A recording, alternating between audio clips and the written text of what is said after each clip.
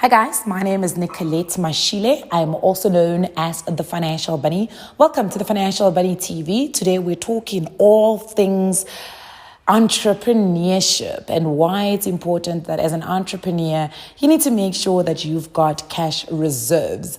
Now, remember that none of my videos constitute as financial advice. If you are looking for financial advice, please speak to somebody who is certified and registered with the FSCA to be able to give you financial advice. So let's get straight into the conversation. So obviously we all know that we are smack bam in the middle of a global pandemic. And one of the things that the global pandemic did is that it brought some businesses to a halt. I remember back in 2020 when we were starting the year, I had actually just come back from a trip with Avon from the United States of America, and I had come back to South Africa, and I was really excited because I was ready to open the Financial Bunny Gym.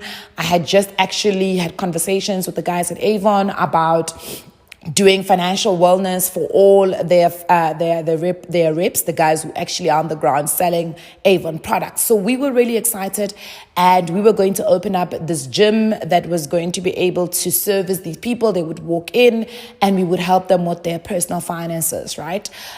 So I remember looking for office space. I think it was back in 2019, December, going into 2019, December, going into 2020, January. I was looking for office space, and I eventually settled on an office space, and I was happy with the space, but obviously it needed a little bit of renovation and refurb. So some of the things that we poured money into, not only just signing a lease, we also poured money into changing all the floors to become wooden. We changed the curtains, so we got blinds, we changed some of the doors, we bought furniture, we bought television sets, we bought speakers. I hired people to do murals on the walls. So we were really gearing ourselves up for opening up the Financial Bunny Gym. I remember doing videos with Tandekile and Clementine. Tandekile was going to be our financial planner, and Clementine was going to be our financial psychologist. And we were really excited about really just opening up this gym so that we would be able to service people and assist people by giving them some sort of different services when it comes to financial wellness.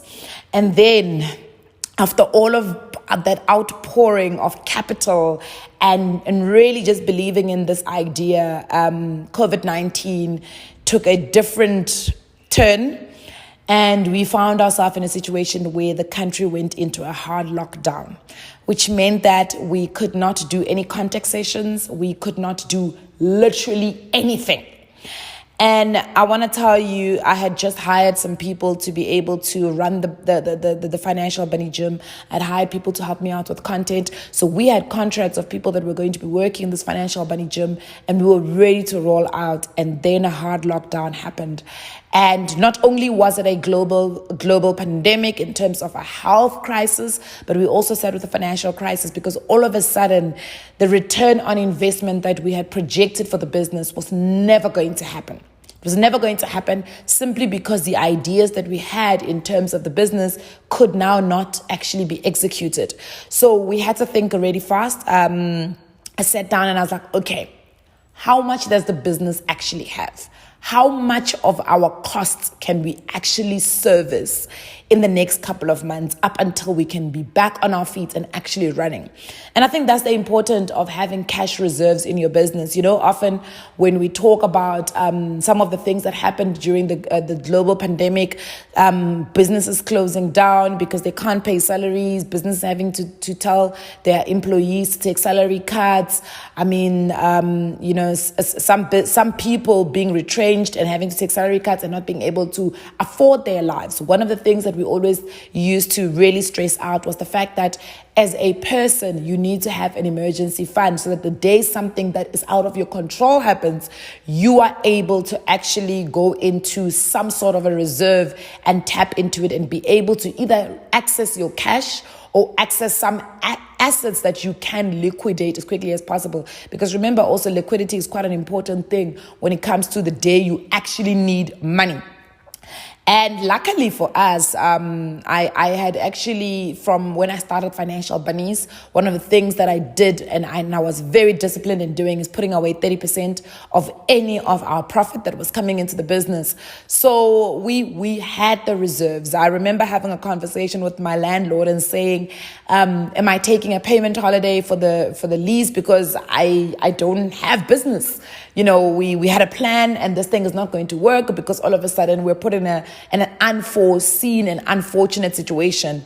And he said to me, well, look, if you take on a payment holiday, it means that I either have to extend your lease by the amount of months that you're taking the payment holiday on, or I'm actually going to have to include it into your rent at the end, where I work out how much you're going to owe us. And I said to him, you know what, we've got a plan to move out of your leased property in the next 24 months. So, and I don't want to deter that goal. I don't want to move away from that goal. So I will pay you even if we're not working.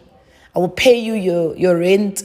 And it was not nice, but I had to pay because the reality is that that's what we had signed ourselves up for. And it was so important for us to have cash reserves. So if you are a small business, you've got to understand that you've got to still treat yourself as a human being and manage your business finances the way you would manage your personal finances. If you have an emergency account for your business, for yourself, make sure that your business also has an emergency account. The second thing that you need to do is that any good business, especially a small business that's in the process of scaling up, expanding, becoming really big, you need to make sure that you always have an immediate credit line that is available to you, whether as a business loan, whether it's a credit card, whether it's an overdraft. Your business needs to have a credit line that is available. I know this may sound counterintuitive and it may sound anti-progressive, but the reality is that most successful businesses have credit lines available to them so that when they need money to be able to take advantage of opportunities, that money is available to them. Of course, you're going to have to weigh your pros and cons in terms of what is the interest rate that you're being charged on this credit line.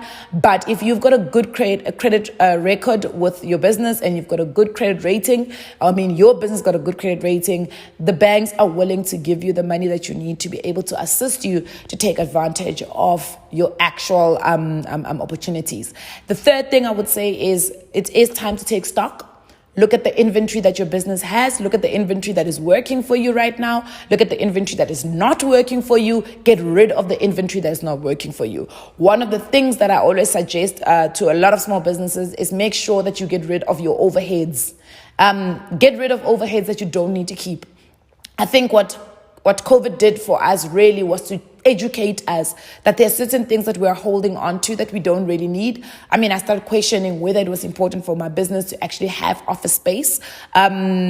And look, in as much as for me, it was important because we had books coming in, the book was going out.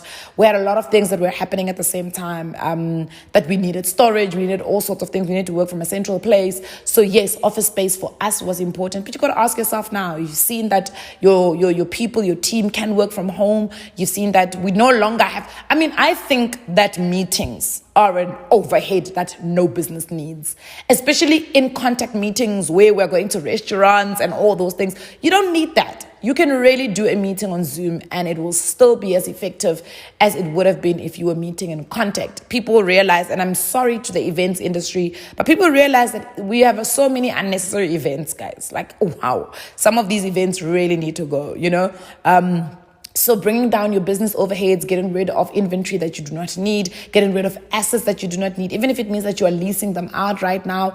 We had cameras, we have green screens, we've got lights that I was like, well, we're not doing anything with this right now. Let's put it to use in another way. And in actual fact, that's how we birthed doing a lot of our sessions, online sessions, virtually, doing webinars and all sorts of things. So we moved away from using our money to go to restaurants, have events, to putting into buying a license for a webinar site where we can host our webinars, where we can do proper one-on-one sessions, confidential one-on-one sessions with our clients. So what I'm essentially saying is, number one, make sure that you've got cash reserves. Number two, make sure that you've got a credit line that is available to you. Number three, make sure that you're getting rid of overheads. And I think the most important one is the fourth one is reinvest your business profits, either in your business to expand and scale your business, or in something else that is outside. When we talk about additional income streams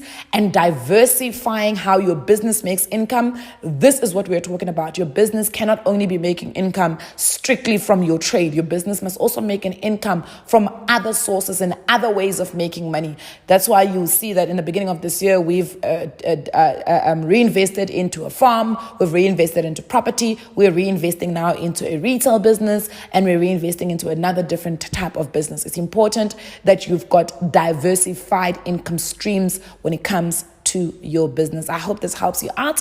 If you are a small business and you are trying to figure out how to maneuver your finances during this financial crisis, I'll see you guys on the next one. Mwah.